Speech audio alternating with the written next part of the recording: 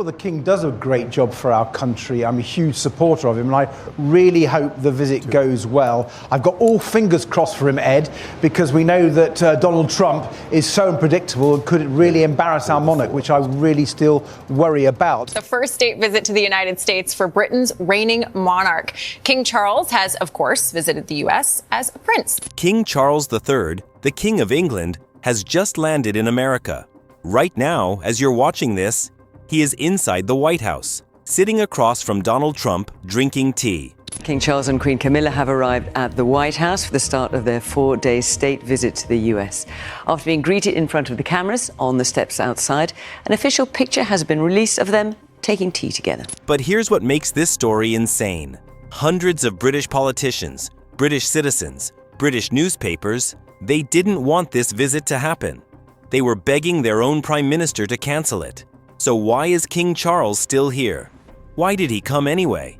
And what exactly is going on between the UK and the US right now that has so many people furious? Stay with me, because by the end of this video, you will understand everything. And I want to know your opinion in the comments. Let's start from the beginning.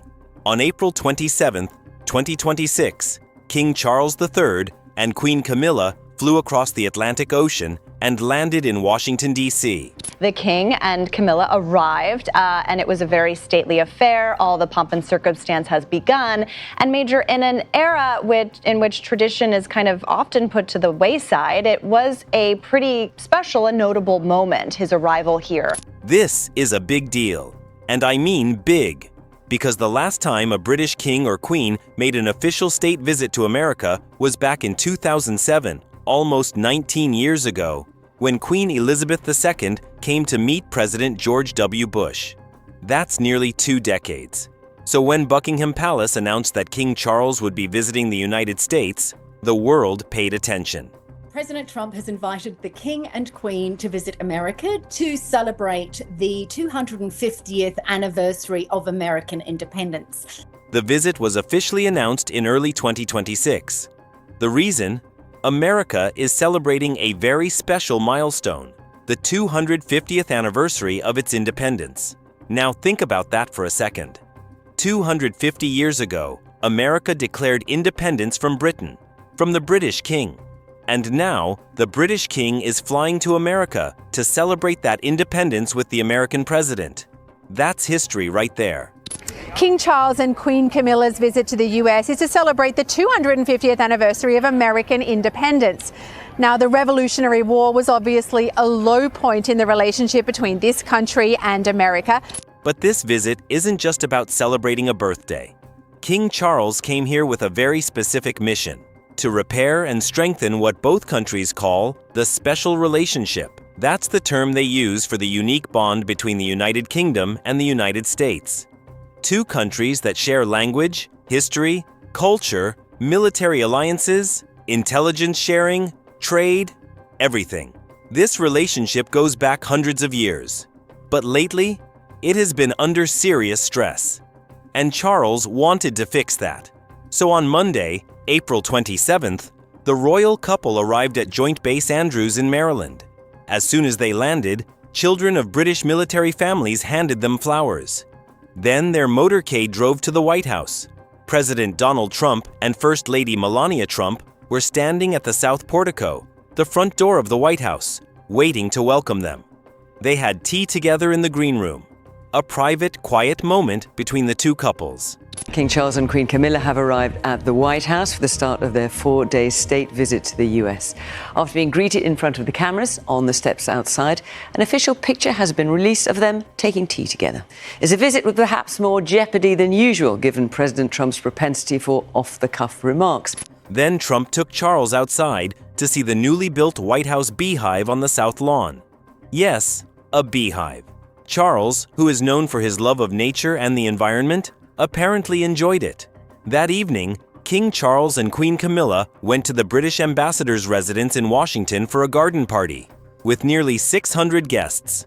Politicians, diplomats, business people, all gathered to welcome the royal couple to America. And the next day, April 28th, the schedule got even bigger. King Charles addressed a joint session of the United States Congress. As Oscar Wilde said, we have really everything in common with America nowadays, except, of course, language. Let that sink in. The British king stood in front of American senators and representatives and spoke to them directly. The last time a British monarch did that? Queen Elizabeth II in 1991, 35 years ago. That same evening, Trump and Melania hosted a state dinner at the White House in Charles and Camilla's honor. We welcome Their Majesties King Charles III and Queen Camilla of the United Kingdom to the White House. Very special place, very, very special. And I also want to, before we really begin, I want to congratulate Charles on having made a fantastic speech today at Congress. And the visit doesn't stop there. On April 29th, New York City, Charles and Camilla visited the September 11th memorial, paying respects ahead of the 25th anniversary of the attacks. On April 30th, Virginia, for events tied to America's 250th anniversary celebrations. 4 days, 3 cities, 1 mission: show the world that Britain and America are still friends. But not everyone back home was happy about that. Now here is where things get really interesting. To understand why so many British people were against this visit, you need to understand what has been happening between Donald Trump and the UK over the past several months. It started with Iran. In 2025 and into 2026, the United States launched military action against Iran. And of course, it's a visit of some diplomatic sensitivity, as relations between the president and the prime minister have soured over the war in Iran. Number 10 is hoping the king will be able to help towards smoothing over the current rift. Trump wanted his allies, including Britain, to join in. Britain said no. Prime Minister Keir Starmer refused to get Britain involved in the conflict. He didn't want British soldiers fighting in another Middle Eastern war. Trump did not take that well. He started publicly attacking Starmer on social media, in interviews, in press conferences. Trump repeatedly insulted the British Prime Minister. One of his most cutting lines? He looked at Starmer and basically said, "This is not Winston Churchill that we're dealing with." That is a massive insult in British culture. Of course, the war in Iran, this is a really tense moment between these two countries, between us and the UK. British Prime Minister Keir Starmer and President Trump have had a contentious relationship in the past, especially amidst this conflict. And the Prime Minister saying last month that the UK does not support joining air operations against Iran. And that led to Trump just blasting him on Truth Social. Churchill is one of Britain's greatest heroes. Comparing Starmer to Churchill and saying he falls far short was a direct slap in the face. But Trump didn't stop there. He questioned the British military. He dismissed British soldiers. He even threatened to impose new tariffs on the UK if Britain didn't drop its digital services tax on American tech companies. And then, just days before King Charles was supposed to arrive, a leaked Pentagon document suggested the US might review its support for Britain on the Falkland Islands, a British territory that Argentina tried to take by force in the 1980s. Britain fought a war over those islands. And now America was threatening to pull its backing? Yeah, that's what the British government, the British people are hoping. There's a lot of pushback in Britain. The president has insulted the United Kingdom many, many times. And so a lot of Brits are questioning, should the king even be here? However, this is, I think, a very smart move, an uncomfortable move. We know the president is easily flattered. We know that he enjoys the company of other world leaders. This is a literal king who's going to be there in front of Donald Trump. So I think this is going to be a very important meeting, and it's something the king does exceptionally well. The British public was furious. And British politicians started asking a very loud question. Why are we sending our king to meet this man? The loudest voice against the visit was Ed Davey, the leader of the Liberal Democrats Party. He stood up in Parliament and said, and I'm quoting him closely here, "Surely the Prime Minister can't send our king to meet a man who treats our country like a mafia boss running a protection racket." Mafia boss. Those were the words he used. President Trump is acting like an international gangster. threatening to trample over the sovereignty of an ally, threatening the end of NATO altogether, and now threatening to hit our country and 7 European allies with outrageous, damaging tariffs unless he gets his hands on Greenland. Davey had been calling for this visit to be cancelled since March. He said that at a time when Trump had launched what many called an illegal war, was threatening British territories, insulting British leaders, and increasing energy bills for British families. Rewarding him with a royal visit was wrong. He asked directly, why is Keir Starmer rewarding this bullying behavior with a state visit from the King? Well, the King does a great job for our country. I'm a huge supporter of him, and I really hope the visit goes well. I've got all fingers crossed for him, Ed, because we know that Donald Trump is so unpredictable and could really embarrass our monarch, which I really still worry about. But I am disappointed that Keir Starmer suggested that the state visit should go ahead, and the only people who seem to think it's a good idea are Keir Starmer, Kemi Badenoch and Nigel Farage, after Donald Trump, let's remember, insulted our armed forces, our troops, our Royal Navy, and has also hit our country. He wasn't alone. 29 Liberal Democrat MPs, members of Parliament, signed a letter demanding Starmer cancel the trip. Zach Polanski, the Green Party leader, said, "The King should be going nowhere near Donald Trump at this time." He also added, for good measure, that he'd like Trump to be kicked out of owning golf courses in Scotland. Strong words.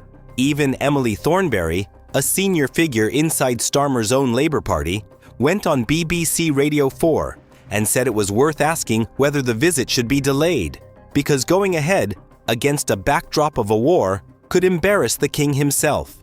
And polling, the polls showed that the majority of British people did not support this visit. Even Graham Smith, the head of Republic, a British group that campaigns to abolish the monarchy, weighed in.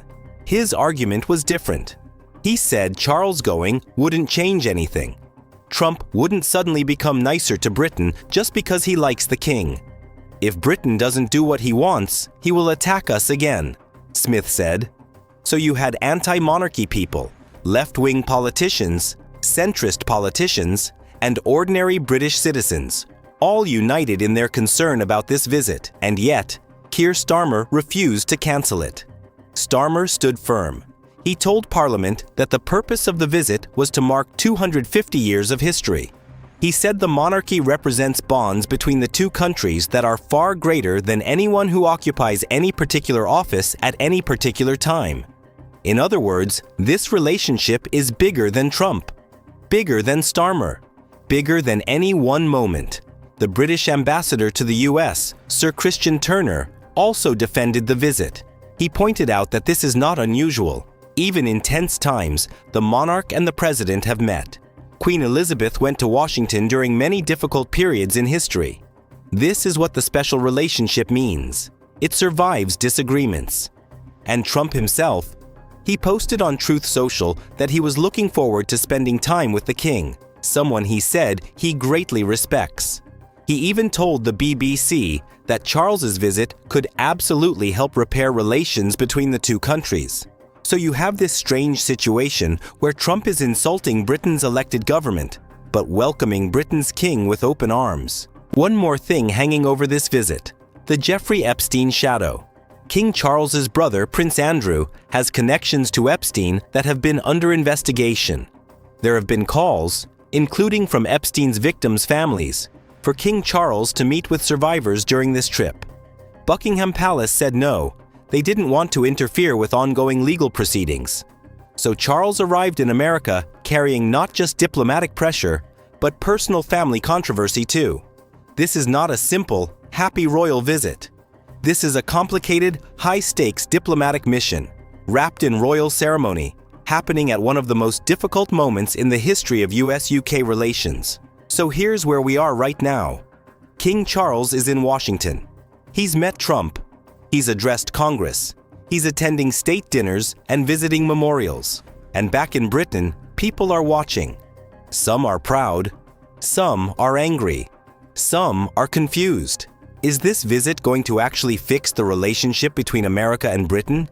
Or is it just ceremony, beautiful and historic on the outside, while the real problems between Trump and Starmer remain unsolved underneath? That is the question. And I want to hear from you. Do you think King Charles should have come to America right now?